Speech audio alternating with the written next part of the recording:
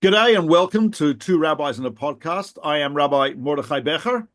And I'm Yoshua Karsh. And welcome to our new podcast episode, which we haven't had a new episode since before Pesach. We've been busy with preparing for Passover, celebrating Passover, and coming down to earth after Pesach. So I almost did not recognize you. It's been so long. Well, also it took me a second. I'm hirsute because of the sphere of Omer. Yes, I'm not. That's true. You're disheveled. Disheveled. Yes. Very, very disheveled. Hence, yes, this is my state. In keeping with the spirit of the times. Correct. So I'm devolving, so to speak, and turning into Anyway, so our subject for this week is humor. Jewish humor. Does God have a sense of humor? Do we find humor in the Torah? What's the meaning of humor? Why do we laugh? And other fascinating questions about this subject. I wanted to share something with you, if I could, from yesterday. Just happened yesterday. So for the last couple of months, on Shabbos morning, I've been teaching a group of young boys.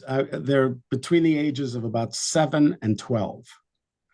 So this is while the rabbi's given his drasha in shul, I am studying with these boys, and we're learning Mishnayos. We're learning Mishnayos brachos. We're around a table. I'd say there's yesterday there were 8 or 9 kids and me around a table. So we're close. We're sitting closely to each other. It's not like I'm sitting in the front of the room and they're in. So we're sort of sitting close. And the thing is about this is it's not a classroom per se. In other words, I'm trying not to use discipline, very strongly. This is Shabbos, and I don't want to be their disciplinarian. So what ends up happening is there's a lot of chatter. There's just like chatter around the table. And when we're learning, it's trying to sort of fit the information in some kind of slot. Every once in a while, everybody's paying attention for about 5 to 10 seconds, but mostly it's some of them paying attention, the other one's not, and it's constantly shifting. So when you sounds like college. Yes, yeah, I'm sure it's exactly the same when you're in college with men, with boys. It doesn't really change that much. So anyway, so that's the atmosphere. So we're at the beginning of the second parak. We're talking about what happens if you're reading from the Torah and you happen to read the Shema reading from the Torah. You don't have kavanah, you don't have intent to fulfill the mitzvah of Kriya Shema. You're just sort of reading it. So it's an opportunity to talk about kavanah, etc. So I asked them, what are you supposed to be thinking about when you say the Shema? When they talk about having kavanah to say Shema, what are you supposed to be thinking about?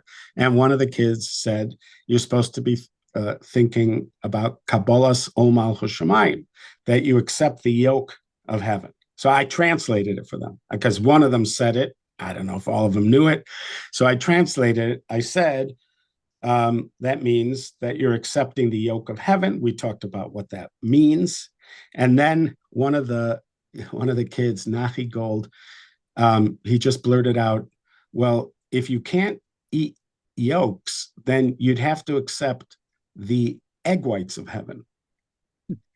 Now, everybody exploded in laughter for a moment. It was just like, and it was such a beautiful moment because they were all just sort of laughing. It was like, there was something holy about it. It really was. It wasn't like he was trying to tear down what was being said or anything. It was just like like a kind of observation, but it was like a shared, like a really nice shared moment. And it even allowed for a continued discussion about kavanah and something like that. But it was just like looking around at them and their faces when they, when they were just like laughing at that for a couple minutes, or a couple seconds. I mean, that it was holy. There was something holy about that Holy moment. humor. Okay. Yes. Yeah. I hear that. I just wanted to share it. Okay. So the truth is, laughter and humor has been investigated, discussed, and researched for thousands of years. As far back as Aristotle, who believed that it was about, I laugh when I feel my own superiority over someone else. I avoided the pitfall of this guy who slipped on the banana peel. Laughter is an expression of that sense of superiority. Groucho Marx once said, "What's funny?" He says, when a guy in a $3,000 suit walking in a very dignified fashion on the sidewalk slips on a banana peel. What is hilarious? When the same guy steps carefully over the banana peel into an open sewer. Now, it's interesting that is funny. And yes, it is. So Aristotle would say, yeah, it's a feeling of my superiority. There are others, like Sigmund Freud said as type of like masked aggression. I masked my aggression with a joke, with laughter. I saw in the European Journal of Psychology, they had an analysis of a joke, which is unfortunate because, as you know, a joke is like a frog. When you dissect it, it dies. So, Yes. Okay, so here's the joke, and you may have heard it, but basically a priest walks into a barber store for a haircut. And afterwards, the barber says, he says, how much is that? Barber says, no charge for a man of God. And the father says, God bless you. Thank you so much. And he leaves. The next day, as the barber comes to his store, he sees an envelope waiting at the door from Father Mulcahy. And inside is a $10 bill. Clearly, you've watched me. Thank you very much. Yes. That's an indication that you've watched me. That's very nice. Makes the barber feel good. Then, a few days later, an imam walks in, gets a haircut, and the barber, and he says, offers to pay. Barber says, no, for a man of God, any religion, that's fine, no charge. So the next day he walks to the store, and as he comes to the door, there's an envelope waiting outside, and it says from, Imram, etc., and $10 with a thank you note. Fantastic. Then, a few days later, a rabbi walks in, comes in for the haircut, and afterwards, the rabbi says, how much is that? And the barber says, no charge for a man of God. I respect all religions and all men of God. The rabbi says, God bless you. Thank you so much. Next day, as he comes to the barber store, he sees waiting at the door 10 rabbis. So, we should have a laugh track. We should have a laugh track, yes. Yes. Now, according to the European Journal of Psychology, the article I saw, this is a aggression towards Jews in this joke. It's anti-Semitic. Now, I don't know if it's masked. I mean, it's pretty, but sometimes British humor is like that. Churchill, the famous exchange, he hated Lady Astor. She hated him. She once said to him, Winston, if I were your wife, I'd poison your tea. And he said, if I were your husband, I'd drink it. So someone asked him where, what's the guy's name? Clement Attlee, Prime Minister, who Churchill also hated.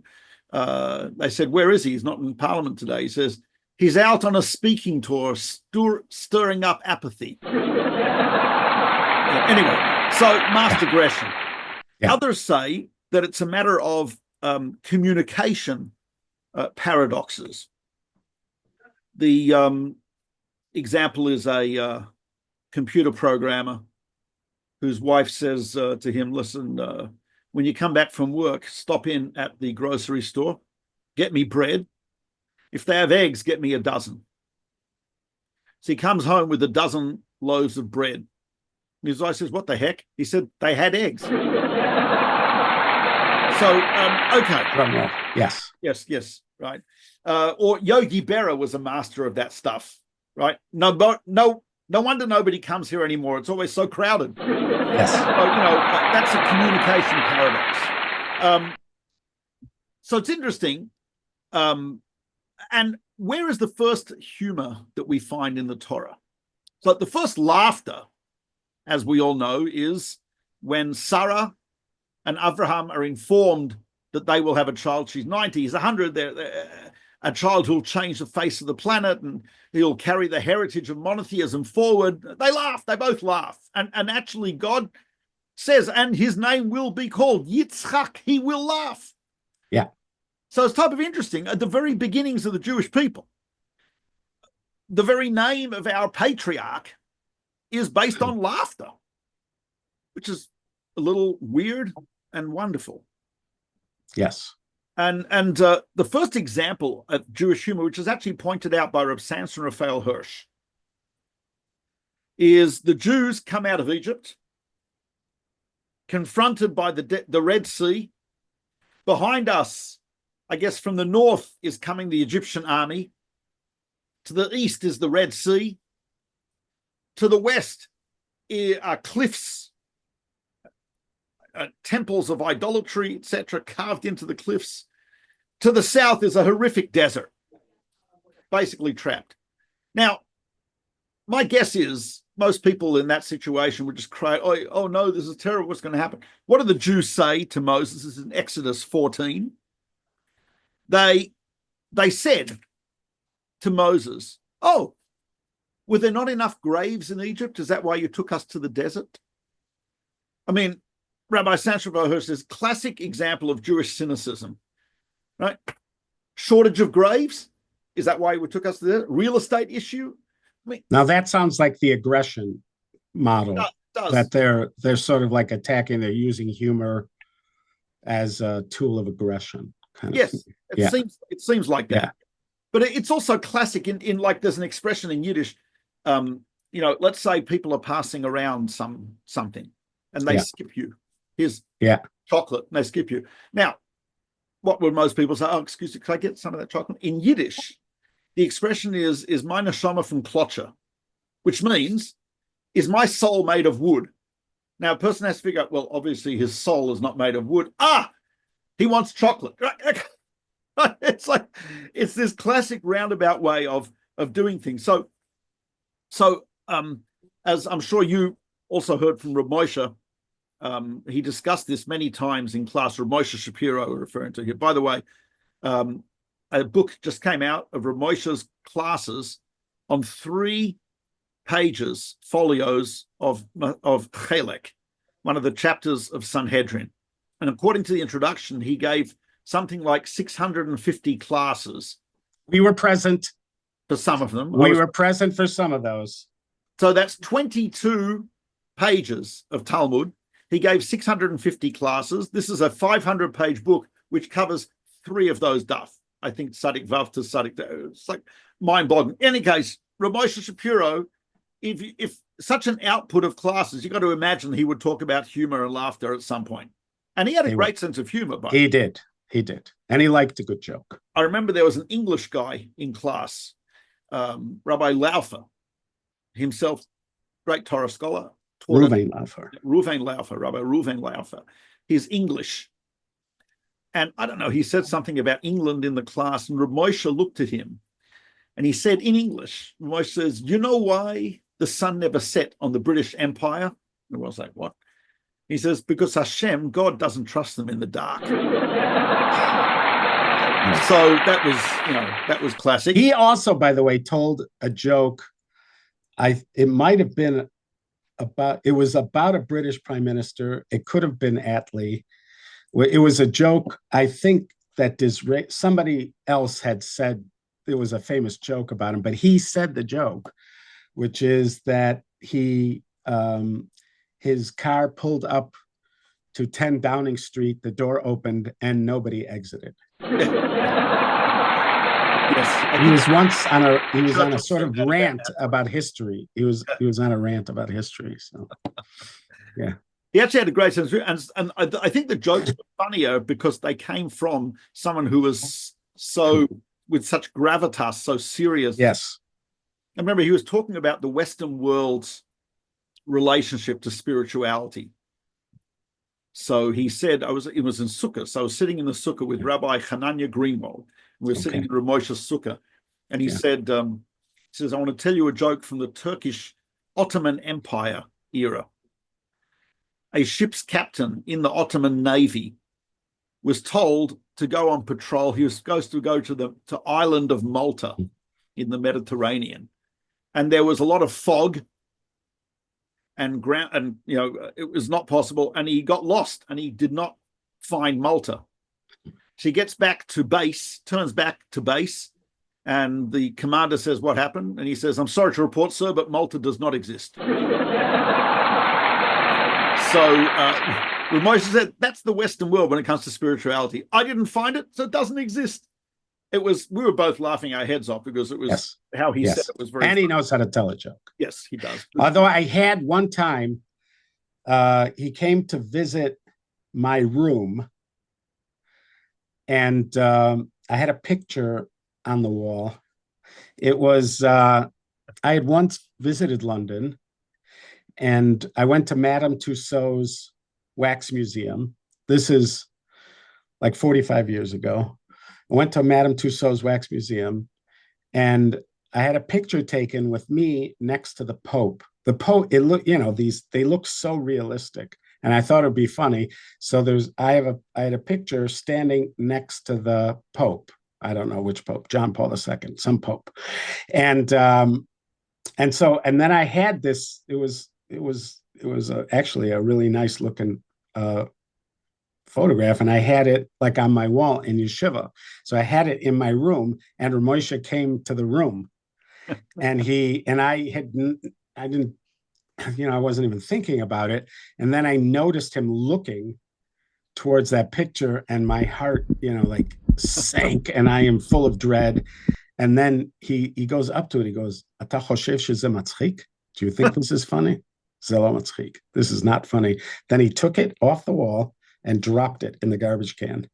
But that was a lesson on what is not funny. That's correct. Right. He didn't just tell us what's funny. Correct. He told us what's not funny. Not funny. That is true. That is true. Yeah. So now, Reb Moshe commented on laughter, and he said, "What is it that makes us laugh?" So he disagreed with all the above. He was basing his understanding of laughter on the fact that Yitzchak is called Yitzchak, who will laugh. What Reb Moshe said is laughter is when we detect absurdity. Things are going in one direction, then suddenly it twists to a completely different, unanticipated, completely twist an absurdity. He says, and so Yitzchak is being born to this elderly man, elderly woman in a corner of the world, right there, corner of the world. And Hashem is saying, not only will you have a son, but he will lead a great nation. He will create a great nation. They will bring your heritage to the world. It's like absurd. And indeed, the existence of the Jewish people, to some degree, is absurd. We should, right? And the existence of Israel, the state of Israel, the Jewish people, there's an absurdity about it, which makes one laugh. I mean, but not complete laughter. But the laughter, Rav Moshe said, is that you're tasting a little bit of a future world where we'll look back at this world and see that this whole world was absurd. It's the world of redemption, the world of the messianic world. We'll look back and think all the things we thought were powerful are meaningless. All the things we thought, were, a threat, they're not a threat. And you look back at that and you'll laugh. And he says, as we know in the very famous psalm, as Yimales Chokpinu, then in the future, our mouths will be full of laughter. Of that kind of laughter, you would have that even if nobody else was present. In other words, you're not necessarily laughing at somebody. You couldn't call it aggression. It's nothing about your relationship with another person. You could be all by yourself. 100%. And this is not a form of communication. It's just a kind of emerging expression because of that realization that you had. When you have that kind of realization, when you see something, you see it as real, as a kind of truth that was unexpected. It is just a part of human expression to laugh in a situation like that. 100%. Yeah. And Rav Moshe pointed out that laughter actually brings me to some level of happiness. Yes. I laugh, I feel a little happy. He says, because I'm tasting a little bit of the future, right? Laughter is associated with happiness. I'll tell you one of my favorite Hasidic story. This is number one. This is number one in the charts of Hasidic stories. On your list. Yes, on my list. Reb Simcha of Pshischa. For God's not sake, a name you could say fast. Ask me to spell it. No. Yeah, and do not say it fast 5 times in a row. So Reb Simcha of Pshischa yeah. was, before he was a full-time Rebbe, he was the CFO of a lumber plant in Danzig, owned by type of like a modern Orthodox family who liked Hasidim. And anyway, he had a brilliant mathematical mind. He was also good at business, and he was the CFO. So he's walking along the banks of a river with some students. It had been a dark and stormy night, and a shot rang. Oh, sorry, no, that was a different story. But it had been a dark and stormy night, and yes. The river was flowing reasonably fast, quite full, and there was mud along the banks. And one of the students slips in the mud, slides into the river. And none of them could swim. Swimming was not a thing with 19th century Polish Hasidim, right? You didn't have the Satmar synchronized swim team, was not a thing. I said, I like the Bell's water polo. Yes. Nice. Yes. Well, that's not Hungary. It was Hungary. Yeah, there was not Poland. But okay. Yeah. Whatever. Anyway, so in any case, they're running along. This guy in the river, he's basically given up. He knows he's going to die. Reb Simcha Bunim yells at the guy in the river in Yiddish. He yells at him. He says, "Give him grist zum Leviusen," which means give my regards to the Leviathan. The mystical secret, give my regards to the Leviathan. Something changes in the demeanor of the guy in the river, and he starts thrashing around, and he actually is able to make it close enough to shore that they can drag him out, and his life is saved. And the students asked the Rebbe, like, okay, it worked, but what were you thinking? The Rebbe said, very simple. The verse says in Isaiah, Ki b'simcha seitzeu, which means we usually translate, they shall go forth with joy. He says, I translated it more literally. With joy, you can get out of anything. He says, I realize if I can inject a little bit of happiness into his mind, one neuron will yell across the synapse to the other neuron and say, dude, that was funny. Then he will have some level of happiness, and that will actually give him strength, confidence, and hope, and he'll save himself. And it also has it stops a mode of thinking in its track. Like if he's assuming that he's going to die, he's like in this kind of trap of thinking that he's going to die, and he's sort of a victim to it. He can't get out of it. But when you tell a joke like that, you break the sort of magic of that way of thinking. You stop it for a moment and allow for new thought to come in, which could also be one of the benefits of a joke. It just disrupts this earlier pattern of thinking, and which might also help explain the value of telling a joke before you're learning or things like that, because it just like disrupts a previous patterns of thought for a moment, and then maybe allows you to go somewhere else. Opens the mind. Absolutely. Yeah. That's why.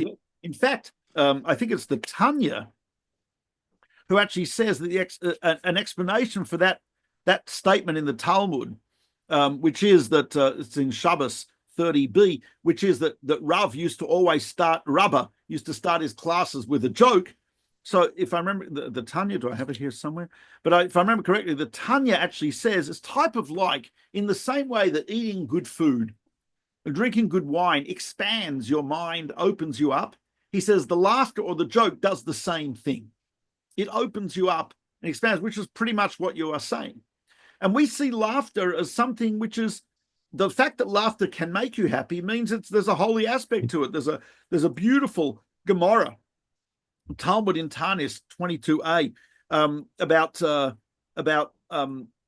rabbi who's in the marketplace, and he meets Eliyahu. I don't know. I've never met Eliyahu in the market, like at Machane Yehuda, but You've met him in other places, but not in the marketplace. Not Machane Yehuda. Yeah.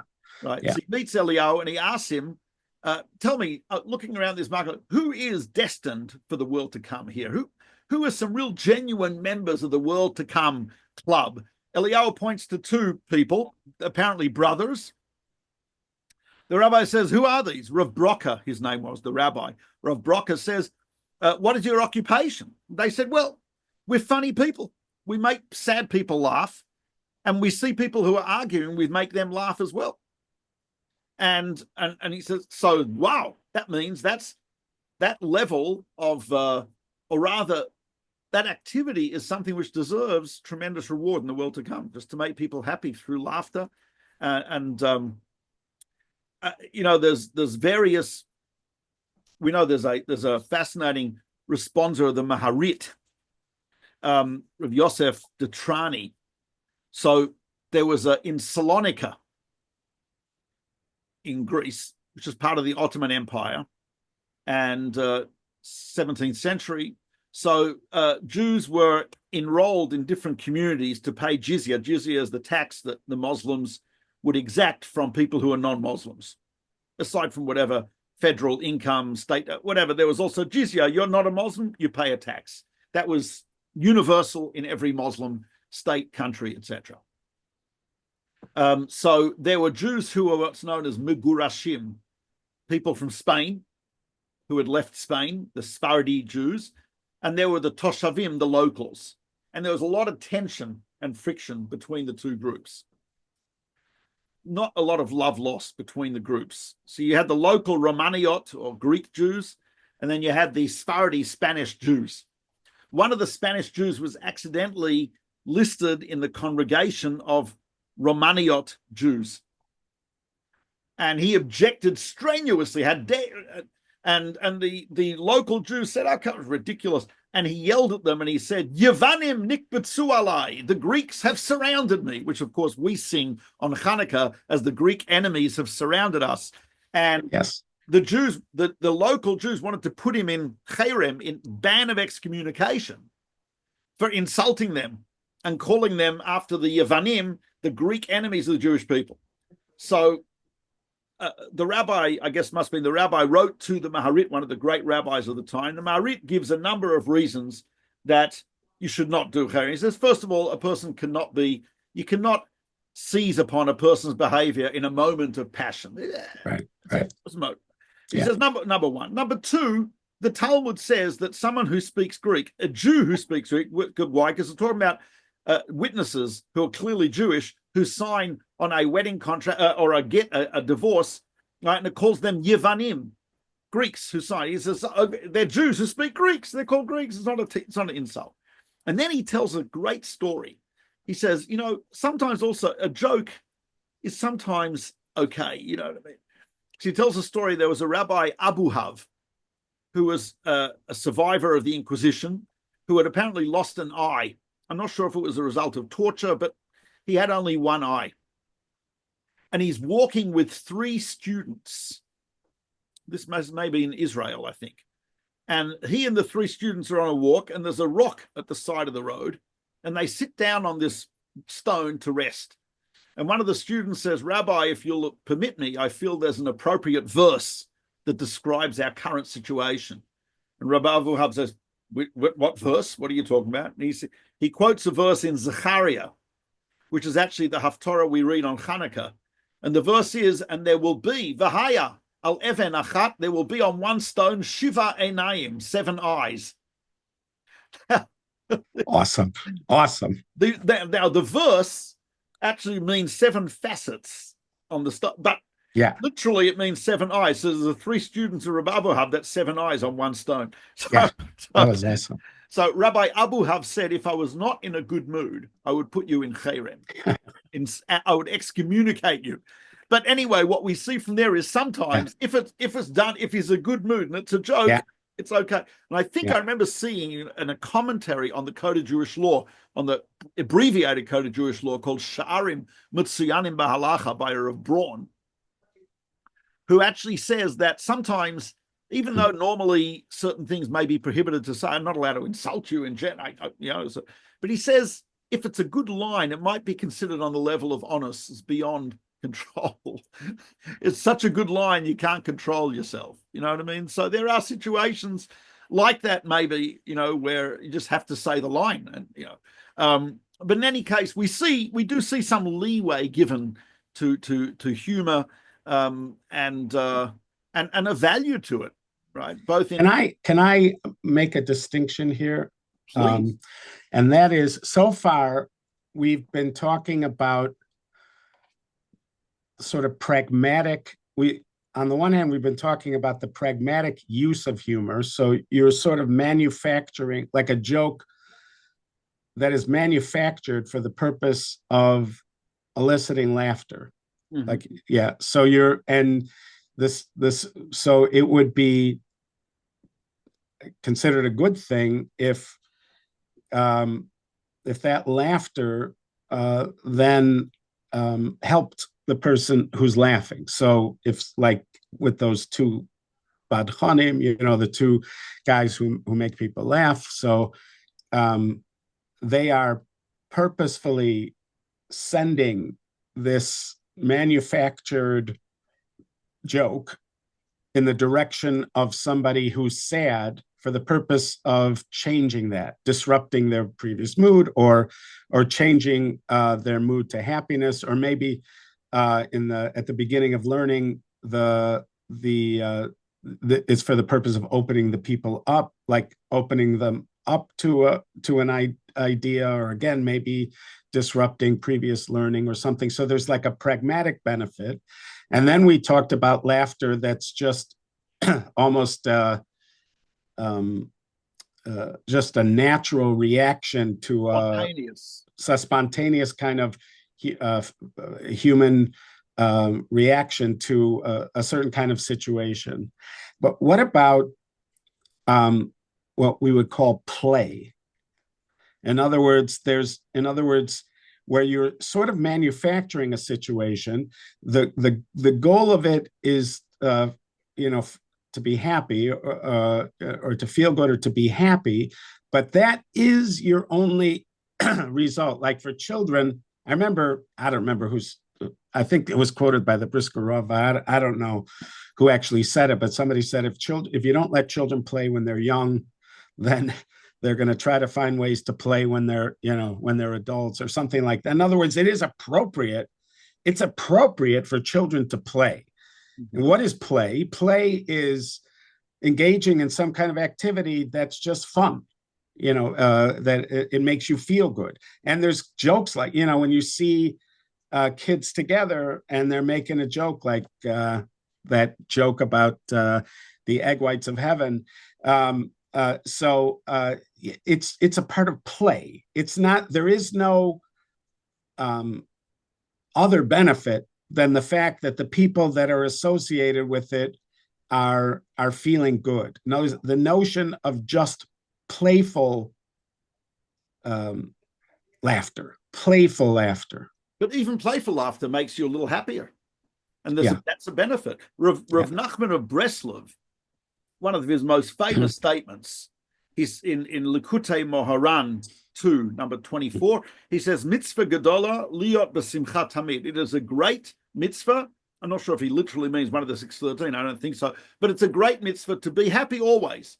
And later on, that's always quoted, and that's a famous song. What's not quoted as much is what he says a little later, in which he says that he says, even though being depressed is not a sin per se, its impact is far worse than sin. He says you should try everything you can to always be as happy as possible. He says everyone has difficulty in life. He says you have to tzarich lachriach et atzmo b'koach gadol. You have to try to force yourself with power to be happy. U'lesameach et atzmo, and to rejoice. B'chol asher yochol, in any way you can. Afilu b'milei dishtuta, even with silliness. I think play, silliness. Yeah. So he's saying that the risk of depression and of sadness is so great that we have to try to do anything. And it's interesting. If you would look at the biography which I'm sure you have, of Rav Nachman of Breslov, the last thing you'd expect from him would be, he's the man of joy, laughter. I agree. Agreed. He lost his wife. He lost his child. He became very sick. He was abused by Jews. He was abused by non-Jews. His house burnt down. He had to exile himself. Oh my gosh. Now, some rabbi's got a nice life driving around in a fancy Genesis, right? He's got a beautiful house with a pool, etc., right? And he says, be happy. Take it with a grain of salt. Someone like Rav Nachman of Breslov, a person who suffered in the most horrific ways imaginable, was a prophet of joy. Yeah, and he says milay d'shtusa. Yeah, and there are some of his followers take that very, very literally, but there is something to that. I think even for adults, a certain level of that type of play is. I remember Rabbi Gottlieb. He had one of his recorded lectures was on psychological needs. And he was talking about that, like the need that even though you could ask yourself, like, let's say you went to watch a baseball game. You went to a baseball game. So somebody would ask you, like, you went to a baseball game? Like, this is what a Talmud Chacham does, he goes to a baseball game. But, somebody could argue that every once in a while, you need to go to a baseball game. In other words, every once in a while, like you're saying, or maybe like Rav Nachman is saying, that you have to be mindful that you're not slipping into depression. Now, I remember Rabbi Eichenstein was once talking about this, Rabbi Dov Eichenstein, bless his memory, and he once made the distinction. He said, you could easily justify going to to the symphony. He's, for arguments such as this, but he said that the difference would be if you get season tickets to the symphony or you went to the symphony. In other words, if you build it into the fabric of your life that it's now a regular thing, he felt like that's too much. If I pick, every once in a while, I say to myself, you know what, we need this, or to my wife, we just need to have a pleasant time together, or time with your children, just to enjoy like a happy, pleasant time, something playful. So you should do it, but you don't have to. It doesn't have to, be built into your schedule. Although it could. I mean, I guess in some depressing times, you might need to build it into your schedule just to have it. Yeah. During COVID, I think a lot of people do that. I had two incidents. Yeah. I was at an airport traveling with a fairly famous rabbi. Yeah. And you traveling alone is traveling with a famous rabbi. I'm not sure if he'd appreciate my telling you his name, but yeah. Airport, and they just installed, it's a long time ago, they just installed the moving walkways. And he gets on and he runs on it. And we get off and I say, well, what's up? And he says, I just love the feeling of speed. I feel like I'm Superman when I'm on one of these things. It's like I was just very surprised by that. Also, there is there's a book, Making of a Godel by Rav Nosson Kamenetsky. So, I just want to mention that Mordechai did not discuss the mention of this book with me. Of course, if we had discussed it beforehand, I would have cautioned him against quoting from this book. Go ahead.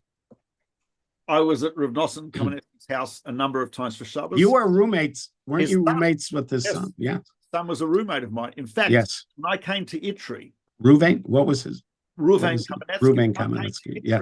Every roommate they gave me for the first year was like this guy who was just one of the super, because I think they were trying to, help me. No, they sensed it, Mordechai. They sensed it already then. This is part of the first class treatment that Mordechai Becher got. First class treatment from the very beginning. He did not travel coach like the rest of us. One roommate, Rabbi Rachmiel Fried, who founded Dallas Area Torah Association, great Torah scholar. Rosh Kol, yes. Rosh Kol. Number two, Moshe Eichenstein. Moshe Eichenstein, who's now a Rebbe. He's a Hasidic Rebbe. He is the Trisker Rebbe. He would be lying in bed, and reading the Gaon of Vilna's translation of Euclid's Geometry, right, for bed night reading and other books like that. And I'd be coming back from a jog, right? I had a poster up of an Australian football player. It was reading magazines about weapons, right. Various weapons. And the other one was Reuven Kamenetsky, who's today a great Talmud Chacham, and then was also pretty good. And his father was our Rosh Hashiva, one of our Rosh Hashiva. Unbelievable. Yeah. So anyway. The author of The Making of a Gadol. Yeah. And then in that book, he has a story in which the Chazon Ish, Rav Avram Yeshaya Karelitz, when he still lived in Vilna, used to go swimming in whatever river they had, I don't know, the river near Vilna. And a visiting rabbi came to Vilna and he said, come, let's go for a swim. Said, all right. He felt it was a little weird. Anyway, he goes into the water, and as he's in the water, he feels some splashes. And he turns around, the Chazon Ish is splashing him. And he said, well, what's the Rav? What are you doing? The Chazon Ish said, if you don't know how to play, you cannot come up with good ideas in the Torah. Oh, that's beautiful. You've got to have certain imagination. You've got to play. Beautiful. I remember I once spent a few days in summer with Rabbi Moshe Rom, alav Shalom. Yes. The Rosh Hashiva, one of our Rosh Hashivas. And he had an apartment in Ashdod near the beach. So I went there for a few days with him and his family. And Rav Osher Rubenstein, the Mashgiach, alav Shalom, was also there. He had a kollel in Ashdod. Did he have it at the time, or was he just hanging out? Just hanging out. Yeah. So we were three of us at the beach. I felt this was the most absurd situation. I'm standing there with these two towering Torah scholars, and sipping a margarita. No, all in swimsuits at the beach, and some reading a novel. The Arab fishermen were catching fish, and I think it was catfish, and we were in a discussion about the kashrut of the fish. It was like, I thought I'm in some type of Franz Kafka novel at this point. This is like just like very, very bizarre, right? Yeah. Anyway, but there's something to that. So play, and yeah, you are 100% correct. I remember like every year our shul would have a picnic in Milwaukee, Beth Yehuda it was called, still called. And I remember as a young boy, we would have a baseball game at the picnic, and Rabbi Twersky, Reb Michal Twersky, he should live long and in good health, would play. He would get up everybody, it was such a joy that he would play with us, that he was playing baseball with us. It was just such a joy. Everybody loved it. Everybody it just brought just tremendous joy to everybody. And I'll tell you, similarly, some of the greatest of our rabbis, there's a book here called The Dream of the Poem by Peter Koll, who's a professor at Hebrew University.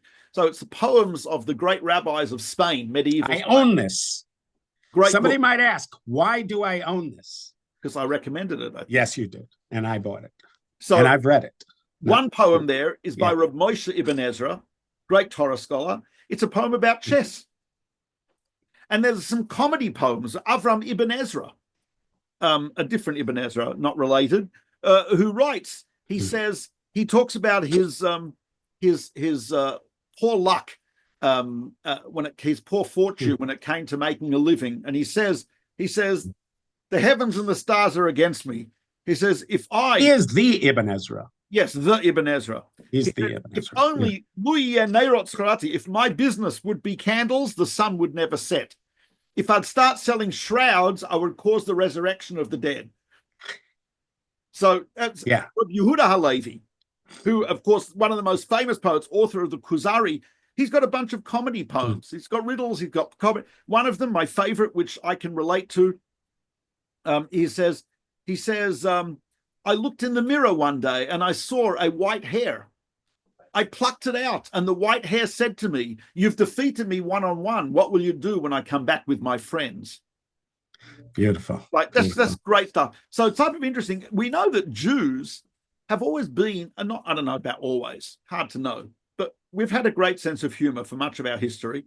And certainly in contemporary Western world, 21st century, Jewish comedians, lots of them, lots of us. Right? Yeah. I don't know if I should call us, but you should call it us. I saw a great. It is definitely us. Okay. There is no them. Only us. I'm talking about comedians, though. I don't know us. if I identify us. As you with a capital U. Go ahead. Okay. All right. All right. Jerry Seinfeld. Seinfeld. Sorry. Okay. One of the, no doubt, I think one of the great experts on humor. Very funny guy. I love his stuff. Yeah. Jerry Seinfeld. Seinfeld. He once said, why, someone asked him, an interviewer asked him why Jews are so prominent in humor. He says, I think it's because Jews have always very often been outsiders. And you're looking at things from the outside, you see the absurdity that someone inside doesn't see. This, by the way, dovetails beautifully with Rav Moshe Shapiro's explanation of humor being absurdity. Right. I believe that. And also saves it from just being an aggressive act to tear down people in power or whatever it is. But we're outsiders. Not only I think I'd like to extend Jerry's idea that it's not only that we're outsiders to very often society because of their, but we're outsiders to this world. We live in a bit of a different dimension. We're connected to a different time, understanding our calendar, our historical connection, the Torah. Jews we're type of outside the regular ebb and flow of the world, right? And sometimes we're forced to be outside, but I think inherently we are, and hence the Jewish humor is that we're looking at things from the outside as observers, and an observer can sometimes see the absurdity. And I've heard people make the comment that you can't be a deeply spiritual person and not have a sense of humor. Right. Maybe for that reason that you're describing. Because once you get into the depth, you start to see all the kind of superficial elements of the stuff on the surface. And as you're going, you have that kind of, again, almost innate reaction to the absurdity of it, that it's funny. Yeah, I don't know. It just came to my mind two hilarious incidents with my son Pinchas when he was in regular army a long time ago. He said he had combat goggles, protect your eyes. They were scratched, so he was a sharpshooter back then. So he goes to the storage room. There's a guy sitting there with shirt open, so there, like medallion, it's like smoking. And he says, listen, can I get new goggles? And the guy says, why? He says, they're scratched, can't see well. The guy says, not broken, can't change them. Lo shvurim, lo machlifim. They're not broken, we don't exchange them. My son said, I can't see properly. I need to, I can't see properly. He says, lo echpatli, not my problem. I don't care. So my son said, I says, but they can't. He says, lo shvurim, lo machlifim. They're not broken, we don't change. He says, okay. My son goes around the corner, puts the goggles on the ground, stomps on them with his army boots, picks up the pieces, comes back around the corner. He says, now? The guy says, okay. And he switches them. That's awesome. The other incident was recently. They were on the border of Gaza, and they were told that a singer is coming to entertain the troops. Oh, this was awesome. I heard him tell. Penny told us it. Penny told it, right? Yeah, but tell it again. He said they were told that they all were told Yishai Ribo, who is one of the greatest performers in the Jewish, a phenomenal singer, was coming to their base. And they're all everyone sitting around. Turns out it was a guy called Yishai Yivo. Not the same guy. And he walks on, everyone's like, now I'm sure he must have that they all politely listened to him anyways. I have no idea. Walk off. I hope just leave him there. I hope so. I had I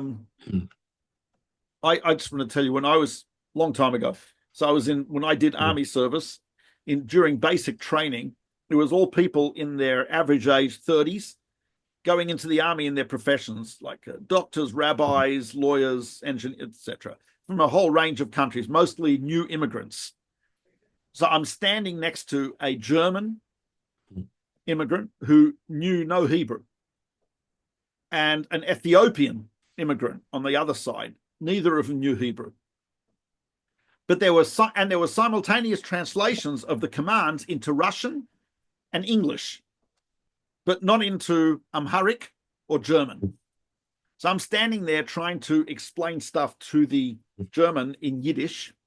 Yiddish is not one of the great military languages, as you might know. No. But it's good for jokes. Yes, and shockingly, the Ethiopian did not know Yiddish. I was like, how could... Well, anyway. What's the likelihood of that? So one of the things I told us, we had a sisma, meaning a code word. If you're on guard duty and someone's approaching, you yell at them, "Atzor sisma, stop, give me the code." They give you one part of it and you give them the second half, so you both know each one is okay. The code at the time, I can safely say this, they don't use that anymore. Kapiot kesef. This is 1990. Silver spoons. Something like that. Silver spoons. So someone's approaching, he yells at you, kapiot. You yell back, kesef. Everyone's good. So I'm trying to, and you also, before, if they keep coming, you say, "Atzor, stop." And then you say it in Arabic, which is, "Wakif, wakif, wala ana batuhat." Stop. I'm pretty sure that's not it. I think it is. I don't know. Oh, it is? Say that again then. Say it again slowly. Wakif, wakif, wala ana batuhat. Oh, okay. All right, nice. Okay. It was a long time, 1992. Yeah. No, I'm sure you got it. I think it was. I think that's what it was. So anyway, I'm trying to impress upon the German and the Ethiopian the exchange, which is not. Oh man, if they don't get this right, people could die. So I'm walking perimeter of the base, and in the guard tower is the German, and approaching is the Ethiopian to switch. And the German yells at the Ethiopian Jew. He says, "Kapiot kesef." He yells. Sorry, I lost you there. Yes. Okay. Yeah. He yells at him the code, and the Ethiopian yells back at him, "Wakif, wakif," which means stop in Arabic. And this sounds familiar to the German. He says, "Okay." This is unbelievable. Unbelievable. Somehow, this is the army. Yes. One more incident, and then we'll end. Protects the Jewish people. That's right. I'm up the first time I'm up in the guard tower. I was in a base in Dotan. Go up to the guard tower. Before I went up, the officer in charge, Dudu, says there's a field telephone up there. It's one of these old field. This is a long time ago. Old field. He says that telephone is life and death. Do not touch that telephone. Do not use it. It's a life and death situation telephone. I said, okay. 2:00. I go up 2:00 in the morning. My shift starts. About 3 a.m, the life and death phone rings. I'm like almost a heart attack. I pick it up, and he says, "Hello." I said, "Hello." He says, "The Dudu." I said, Ken, yeah, this is Dudu. He says, "Rotze kafe." You want coffee? I said, "Are you serious?" I said, yeah. Okay, he comes with coffee. Anyway, so humor can be found. I'm just reminded, my wife and I, we lived in Toronto for 4 years. There's a couple, we're a family's house for Shabbos, and his parents are survivors of the Holocaust. And this guy's father, very funny, actually. In fact, he survived because he used to tell jokes to the commandant, who was amused by this Jew. Anyway, so he asked how my wife and I met. My wife's from Philadelphia. I'm from Australia. I said, we did an outreach educational camp in Sydney. And he looks at his wife and says, they also met at camp. Oh my gosh. Oh my gosh, that's ridiculous. That was crazy. Only we could not have made that joke. Before you go, I just wanted to ask, because you brought this up towards the beginning, does Hashem have a sense of humor? Did you have I remember Rav Moshe saying one example of Hashem's sense of humor is that he brought up Moshe in Paro's house. Now, see, he could have worked out that a salvation should come all, but just imagining that Paro himself is raising the the one who's eventually going to be the Moshiach of the Jewish people, he said that's an example of Hashem's sense of humor. I remember saying that once. And there's anthropomorphic descriptions in which Hashem laughs in Yes. Tehillim, in Psalms. Well, they asked Eliyahu after the Tanur Shalach Noi, right? Yes. What's Hashem doing? They said he's laughing. Yeah. So we see in Tehillim also Hashem Yitzchak, right? Hashem laughs. So yeah, and I think the fact that we have a sense of humor and we're created similar to God means that I'd imagine that's so. Yeah, I think so. And I think, you look at certain animals and they just make you laugh. And Hashem, right? I mean, they're right. I mean, yeah, right. So Hashem created them with it. So anyway, yeah. Okay. So thank you very much, everyone. Please listen, subscribe, recommend to your friends, share, do anything legal to. I think people will spread the word. To spread the word. Spread the word. Yes. And thank you for watching, listening, etc. And God willing, we will see you next time. I look forward to it.